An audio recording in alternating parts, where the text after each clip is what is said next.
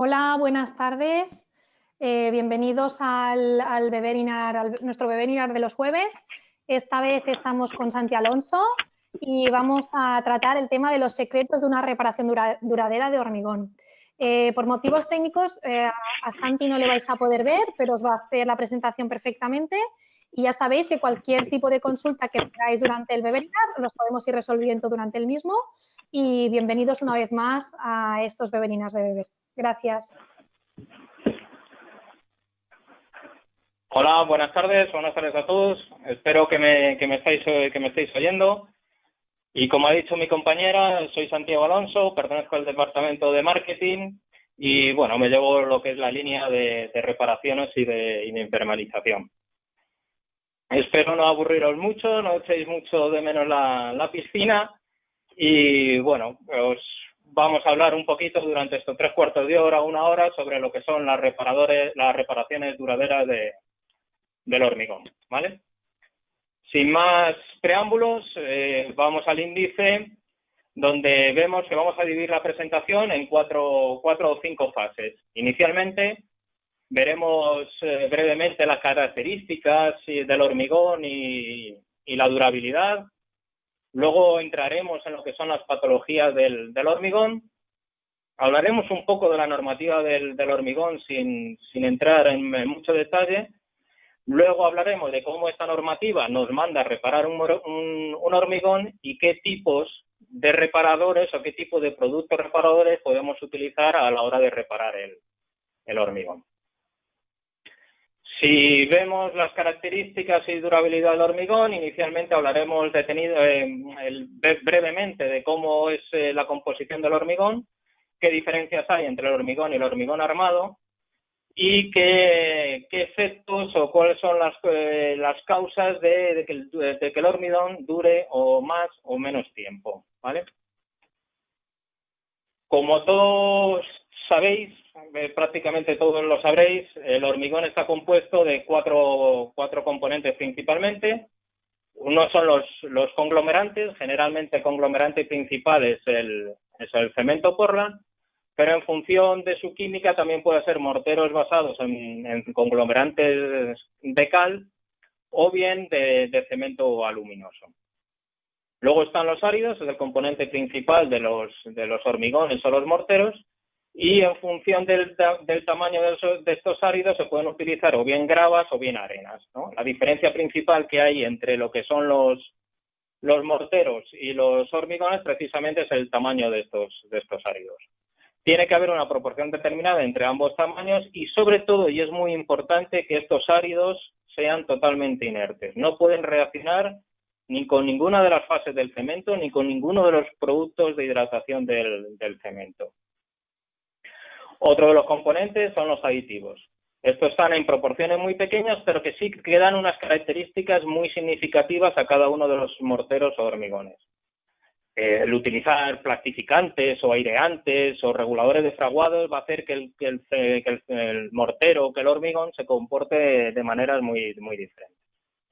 Y por último está el agua, es decir, el hormigón es un producto hidráulico y necesita el agua para que pueda desarrollar todas sus propiedades.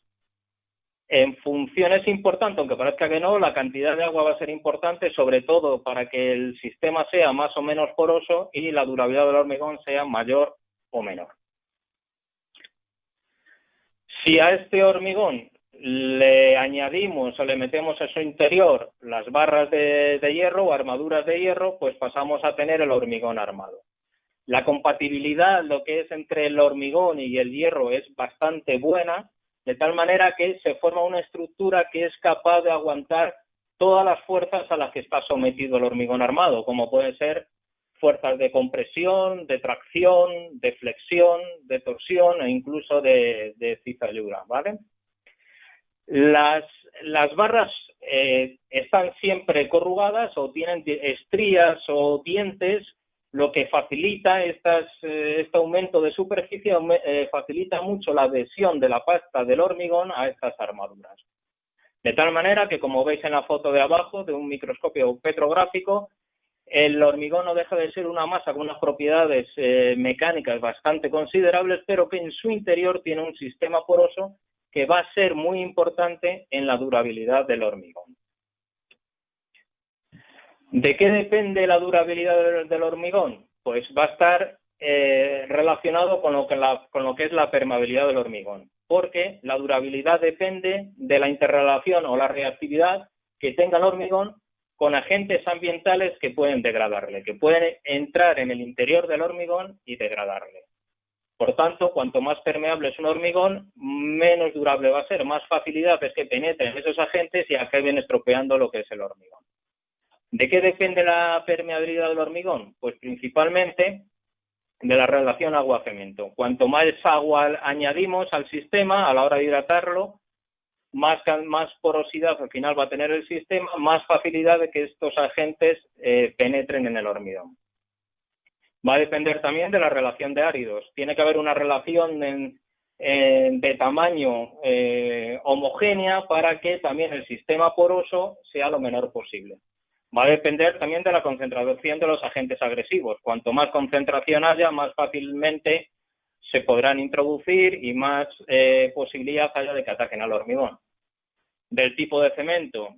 En función del cemento, los productos de reacción son totalmente diferentes y también el sistema poroso que se crea dentro del hormigón también se dependerá de estos productos de reacción. Dependerá de los aditivos también, en función de los aditivos haremos que el sistema sea más o menos poroso también, y si le ponemos una capa protectora al hormigón para que la difusión de estos agentes o el agua le cueste o penetre con más dificultad. Una vez que hemos introducido un poco lo que es el hormigón y las causas por las que el hormigón puede dañarse, ahora lo que vamos a ver es las distintas patologías del hormigón. Las patologías se pueden dividir en dos grupos. Una es porque ataquen verdaderamente a la masa del hormigón y otra es porque se ataque a la armadura que está dentro de esta masa del hormigón, ¿vale?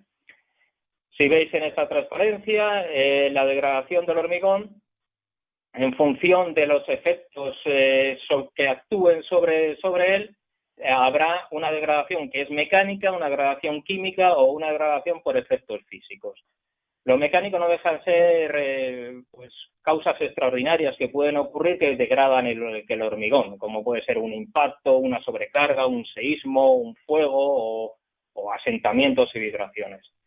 El proceso químico es totalmente diferente. Se produce una entrada de agentes patógenos dentro del hormigón, principalmente del medio ambiente, se produce una serie de reacciones que acaban degradando el hormigón. Y los efectos físicos es que también estos agentes pueden penetrar dentro del hormigón y por causas físicas o fenómenos físicos pueden acabar degradando el hormigón. Y luego el efecto más importante que ocurre en la degradación de las armaduras es el proceso de corrosión de las armaduras, que puede ser producido bien por la carbonatación o bien por el ataque de cloruros. Si analizamos ligeramente lo que son los ataques químicos o los principales ataques químicos, veremos que el primero de ellos es la reacción árido-álcali. Esto es debido a la reacción árido-álcali porque igual, como he comentado antes, que los áridos tienen que ser totalmente inertes, la característica principal es que tienen que ser totalmente inertes, en algunos casos no están perfectamente cristalizados, hay ciertas impurezas y acaban reaccionando. Pueden reaccionar con los álcalis que tiene el cemento, de tal manera que se forma una serie de silicatos alcalinos que son capaces de absorber grandes cantidades de agua. Esto da lugar a que se produzca una molécula muy grande dentro del interior del hormigón, produciéndose inicialmente, como veis en las fotos, fisuras, pero posteriormente puede acabar produciéndose desprendimientos de lo que es la estructura del hormigón. Se soluciona utilizando áridos que no sean reactivos, con una porosidad del sistema mucho más pequeño, porque realmente se produce esta reacción en las cavidades de porosidad del hormigón, y reduciendo, que eso sí que está normalizado, la cantidad de álcalis, ya sea sodio o potasio, en el cemento que utilizamos como conglomerante del hormigón. Otra reacción de ataque químico que sufre el hormigón es que son el ataque con disoluciones ácidas. El hormigón por debajo de pH 4 no aguanta, sus componentes no aguantan pHs por debajo de esa cantidad, de tal manera que acaban disolviendo o atacando o lisiviendo estos productos de reacción del cemento, de tal manera que al estar en contacto, como veis en las fotos de la izquierda, al estar en contacto con disoluciones de este pH, acaba comiéndose lo que es el hormigón. Al contrario del ataque anterior, que es de dentro a fuera, se producía un producto que expansionaba y producía una rotura de dentro a fuera. Aquí es al contrario, la reacción es de fuera a dentro, es decir, según está produciéndose el contacto del hormigón con la disolución ácida, se va disolviendo lo que es la estructura del hormigón. Otro ataque químico que suele sufrir el hormigón, quizás el más famoso de todos, es el ataque por sulfatos. Si veis la reacción, esa reacción es el C3A que aparece ahí, es un componente del cemento Portland que reacciona con los sulfatos para formar una molécula que es la tringita, que son estas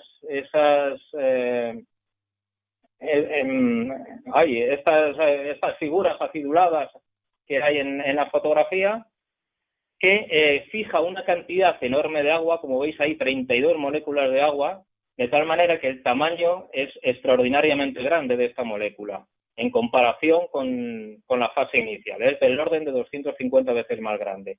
De tal manera que si esta reacción se produce cuando el estado del hormigón es plástico, no pasa absolutamente nada porque es capaz de deformarse y absorber ese aumento de tamaño. Pero cuando se produce, cuando el hormigón ya está endurecido, no tiene espacio esta molécula, acaba produciéndose tensiones y desprendimientos, como veis en las fotos de abajo. ¿Dónde suele ser más favorable el ataque o esta reacción? Pues en ambientes donde aparecen sulfatos, que principalmente son en ambientes industriales, como veis la foto de arriba a la izquierda, en ambientes marinos o en ambientes donde hay aguas residuales, que también hay gran cantidad de sulfatos. Una vez que hemos visto ya los ataques físicos, vamos a ver ligeramente lo que son los ataques físicos. Los dos principales son los ciclos de hielo-deshielo, ¿vale? Ese es uno de ellos y luego veremos la retracción plástica. La acción de hielo-deshielo se suele producir en ambientes de alta humedad, ¿no? Y además fríos. ¿Por qué? Porque lo que se produce es una colmatación del sistema poroso de agua, ¿no? Al ser la humedad relativa muy grande, y luego cuando bajan las temperaturas lo que se produce es la congelación de ese agua. De tal manera que como también el agua sólida tiene mayor tamaño que el agua líquida, se produce un aumento de volumen dentro de este sistema poroso y se produce una serie de tensiones. Si el ciclo son pocos ciclos, realmente no se ve dañado lo que es la estructura del hormigón, pero si esto se repite continuamente, estas tensiones acabarán provocando fisuras y sobre todo desprendimientos superficiales en el hormigón. Que si bien no son problemas estructurales realmente, pero sí puede ser una vía para que luego penetren más agentes que producen unas reacciones mucho más peligrosas en la estructura del hormigón. El otro efecto físico es la retracción en fase plástica o la retracción hidráulica. Esto se produce porque cuando hay una evaporación del agua, se produce una serie de contracciones dentro del hormigón, una serie de tensiones y acaba fisurando el hormigón. Cuanto más calor hay, más se produce este proceso. Cuanto la humedad relativa es menor, también se produce este proceso con más facilidad y se soluciona principalmente pues hidratando continuamente el hormigón en sus primeros estadios de hidratación o de reacción. Una vez que hemos visto todos los factores que influyen en la degradación del hormigón, vamos a ver cuál es el factor que degrada las armaduras, que es el proceso de corrosión de las armaduras. La corrosión es únicamente la reacción en presencia de agua del oxígeno con el hierro. Es decir, si hay presencia, si el oxígeno llega a estar en contacto con el hierro en presencia de agua, se forma lo que es el óxido de hierro, ¿vale? Para que se produzca esta oxidación, si veis en la foto de la izquierda, tanto el agua como el oxígeno tienen que llegar hasta la armadura. Si llega el cloruro, veremos posteriormente que los cloruros también atacan y oxidan y despasivan, digamos, la armadura. El dióxido de carbono no ataca directamente a la armadura, pero lo que sí produce es que se facilite ese ataque de los tres agentes que veis más abajo, ¿vale? ¿Y qué consecuencias tiene que se oxide ese hierro formándose el óxido de hierro? Pues como veis en la foto de abajo, lo que produce es también un compuesto que es de volumen más grande que el hierro, de tal manera que no hay espacio, se producen las mismas tensiones que hemos visto anteriormente por un aumento de volumen interior, se producen fisuraciones y desprendimientos en el hormigón. Además, este proceso de oxidación es un proceso exponencial. Cuando empieza no para y va más deprisa. ¿Por qué? Porque en el momento que hay los primeros desprendimientos y los primeros agrietamientos, es una vía luego para que sea mucho más fácil que el oxígeno y el agua, los cloruros, penetren y se produzca mucho más deprisa el proceso de corrosión.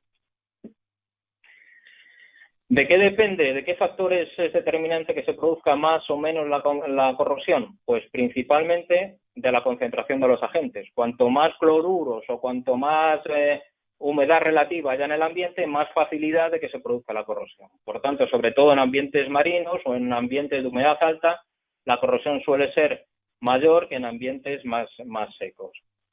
Depende también de la difusión de estos agentes, es decir, los agentes que atacan a la armadura tienen que llegar a la armadura. Entonces, si rodeamos a la armadura con una cantidad mayor de hormigón, pues será más difícil que estos agentes lleguen a corroer la armadura. O si el sistema del hormigón es menos poroso o más poroso, será más difícil o más fácil que estos agentes lleguen a la armadura. Y luego otro factor importante también es la pasivación de la armadura. Esto es que cuando el hormigón tiene una reserva alcalina, que esto es que el pH es superior a 11, la armadura siempre está pasivada, de tal manera que nunca se va a producir el fenómeno de oxidación. Como veremos ahora, no siempre se produce así y el pH del hormigón no siempre está por encima de 11. Aquí veis una serie de fotos de ejemplos de corrosión. La primera foto es un frente de carbonatación que corroe toda la armadura y desprendiendo todo el hormigón que rodea la armadura. Segunda, si veis, si ya comentábamos de que se producían en ambientes de humedad relativa alta, el fenómeno de la corrosión se puede producir también en interiores y en exteriores, pueden afectar a grandes obras, como veis en la tercera foto, siendo los problemas muy grandes, pero sobre todo es en ambientes marinos donde la corrosión es más importante.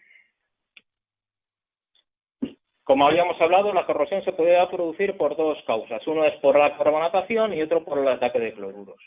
¿Por qué se produce la corrosión por la carbonatación? Si veis arriba está la reacción de hidratación de un cemento. De tal manera que uno de los productos de reacción que tiene es este último que aparece, que es el hidróxido cálcico. Este producto es el que mantiene el pH del cemento por encima de 11, de tal manera que el cemento la armadura está pasivada porque tiene esta reserva alcalina. Pero este producto en contacto con el CO2 se carbonata, forma carbonatos y de tal manera que de pH 11 pasamos a pH por debajo de 9. Si tenemos estos pH, ya la armadura deja de pasivarse y ya puede ser atacada por el oxígeno produciéndose el óxido de hierro. Inicialmente el frente de carbonatación es superficial, pero puede ir avanzando hasta llegar a la armadura, de tal manera que en el momento que el frente de carbonatación llega a la armadura ya se puede empezar a producir el efecto de la corrosión.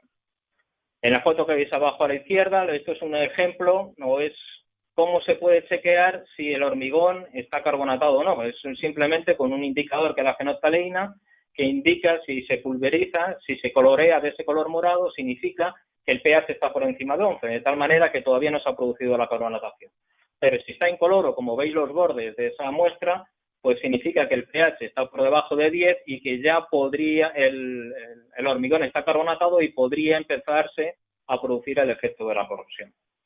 En la foto de la derecha de abajo, veis que los frentes de corrosión debido a la carbonatación suelen ser bastante continuos. Es decir, la barra entera se oxida, no son zonas puntuales, sino que es todo el frente o toda la barra la que acaba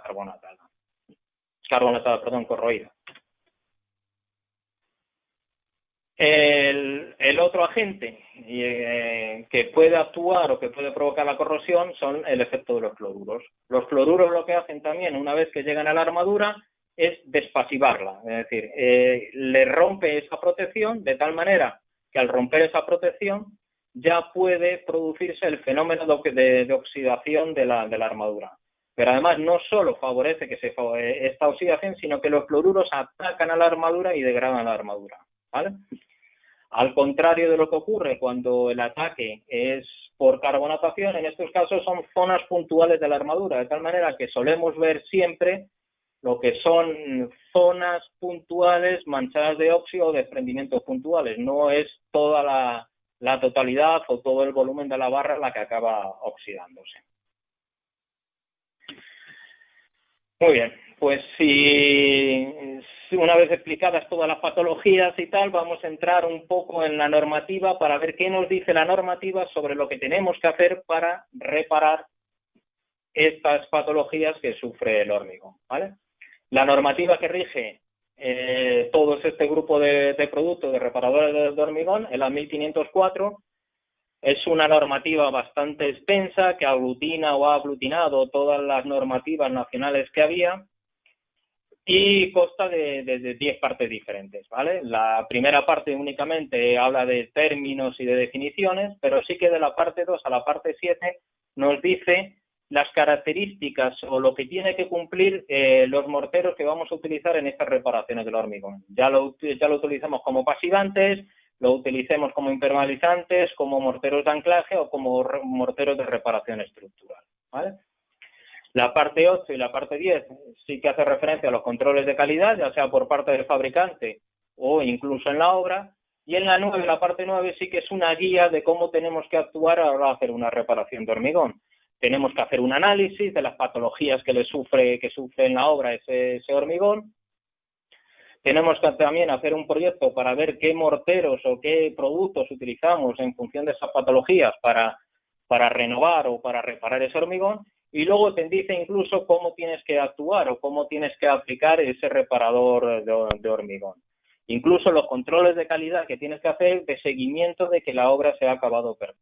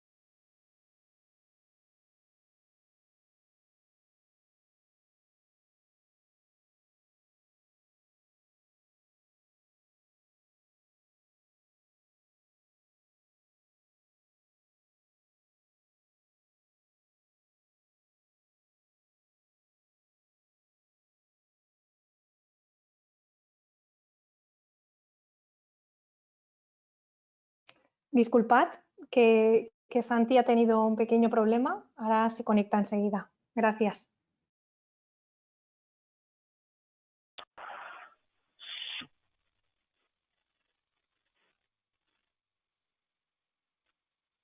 ¿Santi? Sí, Cristina, ¿Estás por ¿ahora? aquí?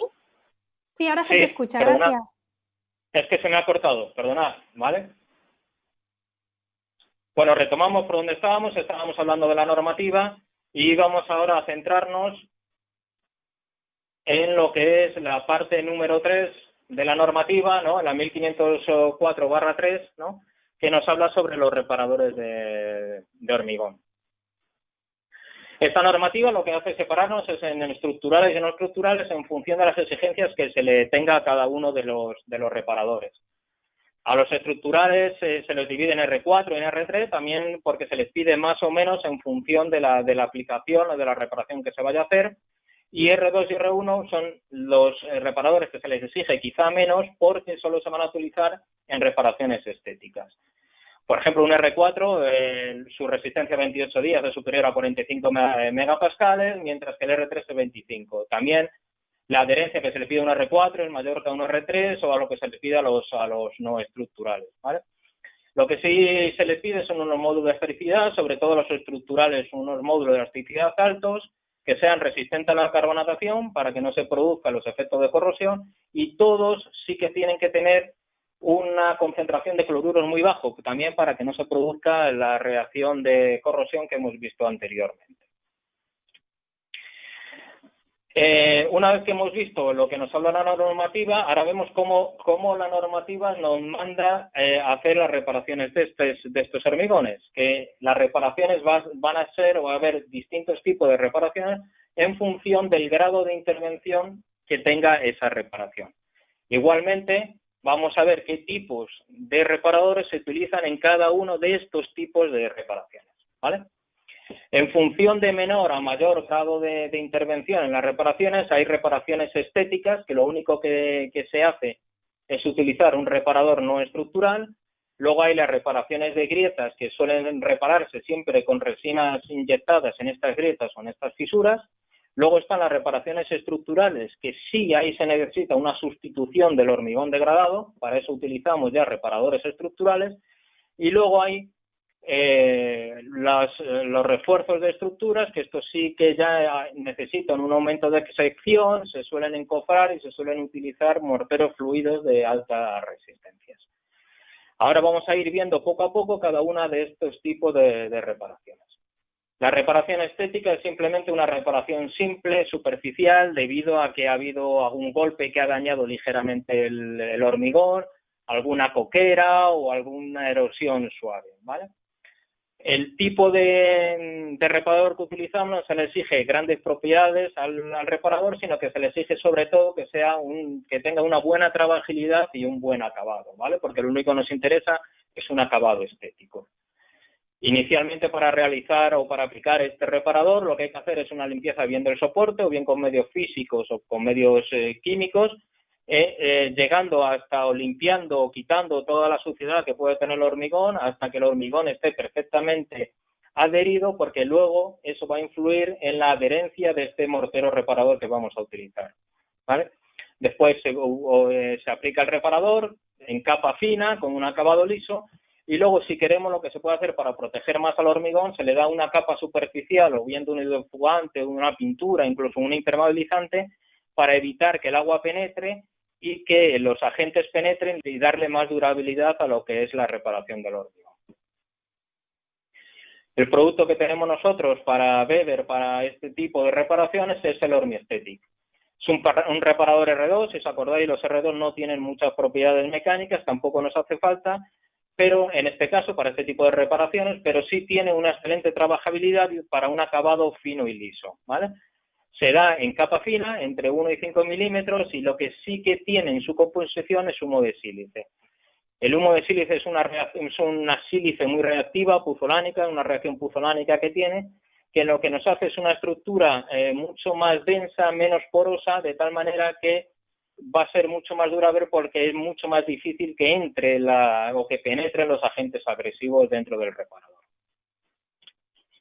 Si habíamos hablado inicialmente de la reparación estética, ahora hablamos de lo que son las reparaciones de grietas y fisuras. Lo que consiste es cerrar estas grietas que se han aparecido en el hormigón y reponer las propiedades que estas grietas habían hecho disminuir del hormigón original, ¿vale? En función de que sean fisuras o estructurales o estéticas, pues se utiliza una resina u otra. Generalmente la reparación se hace con resinas epoxídicas que se inyectan dentro de estas grietas. El proceso es sencillo, se hace únicamente, se sella la grieta, se colocan una serie de inyectores a cierta distancia y se proyecta o se inyecta la resina. De tal manera que la grieta acaba colmatada de esta resina epoxídica y no rezuma porque está sellada totalmente la grieta o la fisura. Hemos hablado de las dos reparaciones más sencillas, ahora nos vamos a la reparación estructural, que ahí sí que nos detendremos un poco más, donde sí que es necesario la reposición del hormigón dañado, ¿vale? A esta reparación siempre que se le pide que haya, lo principal o el éxito de esta reparación va a ser el utilizar un mortero totalmente compatible con el hormigón que estamos reparando. Esto hará que las tensiones que pueda haber se repartan perfectamente entre los dos morteros o los dos hormigones y no haya tensiones en la interfase que puedan producirse grietas o desprendimientos de este mortero que estamos utilizando como reparador. También esta reparación industrial consta de varias fases. Ahí las veis, las 5 fases en las que puede constar. La primera, hay que limpiar tanto el hormigón y la armadura para hacer la reparación. Luego conviene, y hay que hacerlo, pasivar la armadura para que no haya procesos futuros de corrosión. Luego está el hecho de reparar o de aplicar nuestro mortero reparador. Si este mortero reparador no tiene propiedades estéticas o acabado liso, hay que darle otro mortero encima con estas propiedades para que el acabado sea conformemente estético. Y por último, se le puede dar una capa de protección, un impermeabilizante hidrofugante para hacerlo más duradero el hormigón. Dentro de la fase de saneado, hay que sanear tanto lo que es el hormigón como lo que es la armadura, ¿vale? El hormigón es simplemente quitar todo el hormigón que está desprendido, que está dañado, hasta llegar a un hormigón consistente para que luego la adherencia de nuestro mortero reparador sea buena. Siempre conviene siempre el llegar hasta detrás de lo que es la armadura para luego poder pasivar el 100% del volumen de la armadura, ¿vale? Una vez limpio el hormigón, lo que hay que sanear también es la armadura, bien quitarle todo el óxido, bien con un cepillo o si es necesario con métodos más drásticos o más mecánicos, como es poner un chorreo de arena o incluso una lijadura. Muy bien, una vez ya saneado todo el sistema, lo que hay que hacer es pasivar la armadura, ¿vale? Hay que darle una imprimación para protegerla de la posible futura corrosión. La imprimación puede ser o bien con un principio químico, esto es, con una imprimación que tiene un aditivo que lo que hace que inhibe la acción del oxígeno sobre el hierro para que no se produzca la oxidación, o bien puede ser por medio de una barrera de protección, ¿no?, que impide que el oxígeno llegue a estar en contacto con el hierro de la armadura, ¿vale? En muchos casos también se recomienda que haya un promotor de adherencia para que la adherencia entre nuestro mortero y el hormigón a reparar sea buena. Y en algunos casos lo que sí se hace es introducir dentro del mortero reparador este inhibidor de pasivación, de tal manera que no haría falta pasivar con una imprimación, sino que el mismo mortero con el que estamos reparando nos serviría como pasivador y promotor de adherencia, sobre todo si es aplicado en forma de lechada inicialmente. Una vez que hemos saneado la estructura y la hemos pasivado, lo que ahora hay que hacer es aplicar el mortero de reparación. Como os he dicho antes, la compatibilidad tiene que ser lo mayor posible con el hormigón que estamos reparando. Para eso tenemos que utilizar siempre morteros de baja retracción y morteros con coeficientes de elasticidad semejantes a lo que es el hormigón, para que cuando se mueva uno se transmita de la misma manera al otro componente, para que no haya problemas de tensiones.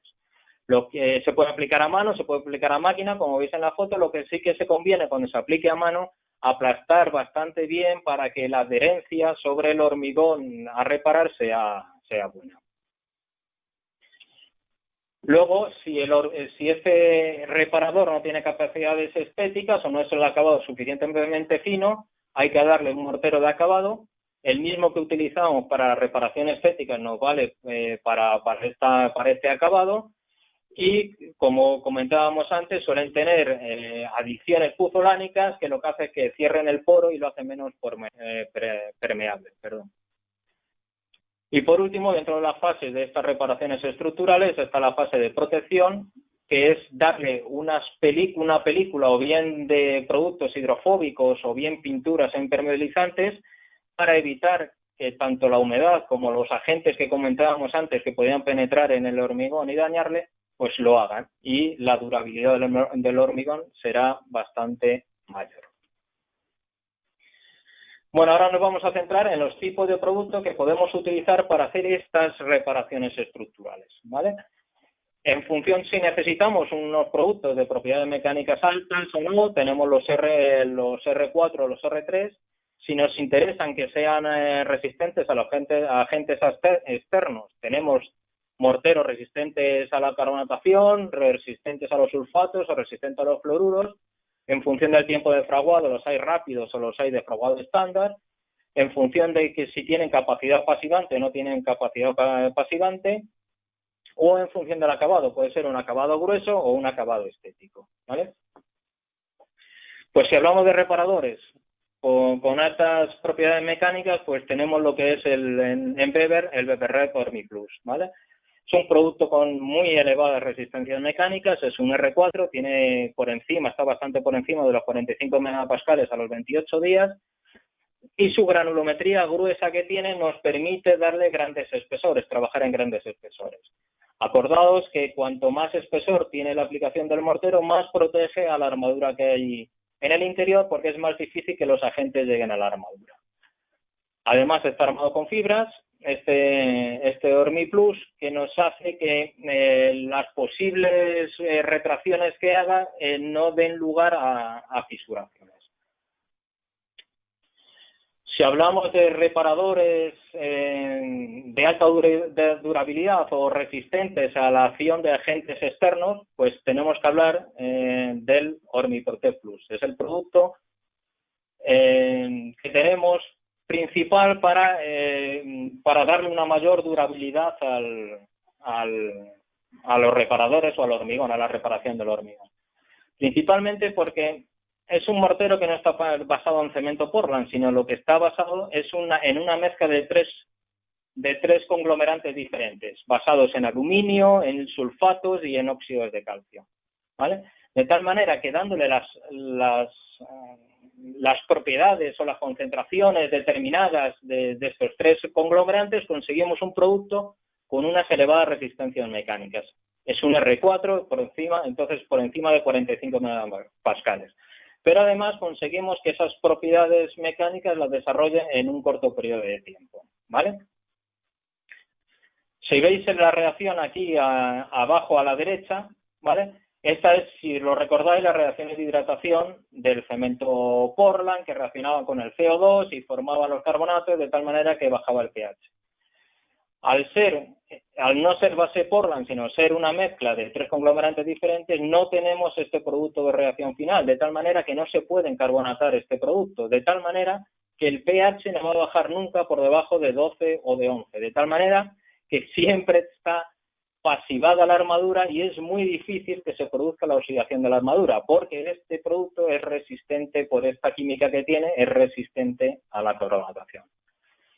Si veis la reacción en azul aquí al lado de la fotografía del saco, decíamos que también el cemento Portland tenía una fase que reaccionaba con los sulfatos y formaba esa molécula tan grande que era la etringita.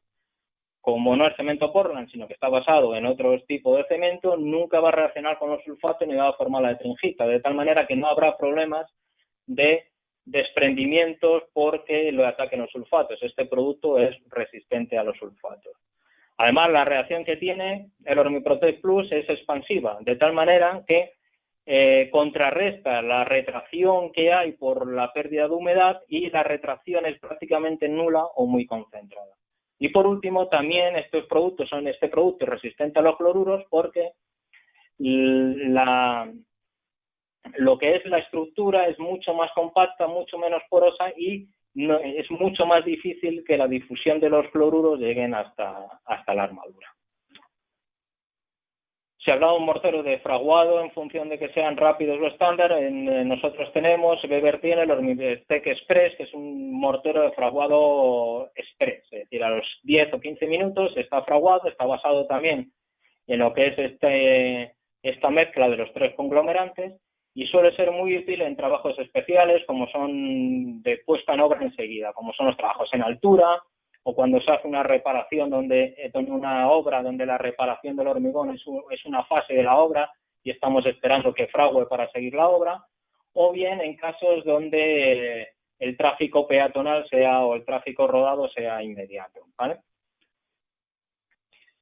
Hay productos, como decíamos antes, hay reparadores que lo que se le añade también es el inhibidor de pasivación dentro de su estructura, y entonces nos sirve también como pasivante y como reparador. Si veis la foto de arriba, con inhibidor la barra no se oxida y el matraz de la izquierda es sin el inhibidor. De tal manera que si antes teníamos 5 pasos, al aplicar un reparador con inhibidor lo dejamos en 4 pasos porque el mismo producto nos pasiva y nos repara a la vez, ¿vale? Y por último podemos utilizar los reparadores con una acción que se puede, con doble finalidad, es decir, la finalidad reparadora que tiene y además estética. Son reparadores con granulometría fina que a la vez que tiene la acción reparadora, el acabado es perfecto y se puede dejar estéticamente. Esos productos son otra vez el Ormiprotect Plus, el Ormitec Express y el Ormitec, ¿vale? Las 5 fases que había antes pasan a ser 4 porque también estos morteros, a la vez de reparación, hace la acción de acabado. Por tanto, como resumen, en una reparación estructural, lo primero que hay que hacer es sanear tanto el hormigón como las varillas de la armadura. En un segundo paso, lo que hay que hacer es imprimar y pasivar las armaduras, o el tercer paso, darle un promotor de adherencia, reparar con el cuarto paso con un reparador de hormigón, y por último, proteger o bien con un acabado o con una película impermeabilizante, ¿vale? Y por último, el último tipo de reparaciones más potentes es el refuerzo de estructuras, donde se necesita ampliar la sección del hormigón, y esto lo que se suele hacer es adicionar otra armadura más a donde tenemos que ampliar la sección, se encofra y se suele utilizar morteros fluidos para poder rellenar, digamos, el encofrado. Nosotros tenemos para este tipo de reparaciones lo que es el Grout 850, que es un reparador fluido que tiene una granulometría bastante gruesa, nos permite darle grosor a la aplicación y además tiene unas resistencias brutales de 85 megapascales a los 48 días, pero ya a las 24 horas está por encima de los 50 megapascales. Pues esto es todo. Si tenéis alguna pregunta a través del chat, no sé si nos podemos conectar, perdonad los problemas técnicos que hemos tenido y espero no haberos aburrido mucho y que no hayáis echado mucho de menos la piscina. Venga, muchas gracias. ¿Sí? Hola, Cristina. Santi, muchas gracias por tu presentación y por dedicarnos este tiempo. De momento no tenemos ninguna consulta. No sé si los que estáis conectados queréis hacerle alguna consulta a Santi. Si no es así, mediante el correo electrónico, él luego os la responderá. En definitiva, muchísimas gracias por vuestro tiempo y gracias una vez más. Os esperamos la semana que viene en un webinar sobre pavimentos. Gracias. Gracias. En principio, Santi, no hay ninguna consulta, así que esperamos que nos lleguen a través de correo electrónico y las contestaremos por esa vía, ¿de acuerdo? A ver, espera que entre alguna. A ver, sí, mira, tenemos una. ¿Qué tipo de mortero sería el más indicado para la reparación de hormigón de una piscina? La armadura se ha corroído y ha roto el hormigón. Bueno, pues lo primero que hay que utilizar, es decir, lo primero que hay que en la obra, en la reparación, hay que sanear la armadura, ¿no? Para evitar que haya problemas, sobre todo luego de posible corrosión o de incluso de adherencia del mortero reparador. Si no está sometido a grandes resistencias, lo que sí que con un R3 sería suficiente porque tampoco necesita unas condiciones de resistencias mecánicas tan altas, ¿vale? Entonces, lo que sí luego es recomendable, por supuesto, es darle una capa de impermeabilización para que el sistema acabe impermeable y que no penetre y pueda atacar otra vez las armaduras, porque me imagino que el agua será salina, habrá penetrado y habrá corroído debido a los cloruros que pueda tener ese agua, habrá corroído la armadura. De tal manera, como no tienen muchas necesidades mecánicas, con un R3 sería suficiente, pero que sí que convendría acabar sellándolo con un tipo de impermeabilización, este tipo de mortero. Perfecto, Santi, muchas gracias. Ya no hay ninguna consulta más. Vale, pues muchas gracias a todos por la atención y bueno, pues os esperamos para la próxima semana otra vez. Muy bien, pues muchísimas gracias a todos. Hasta luego, Un buenas saludo a tardes. todos.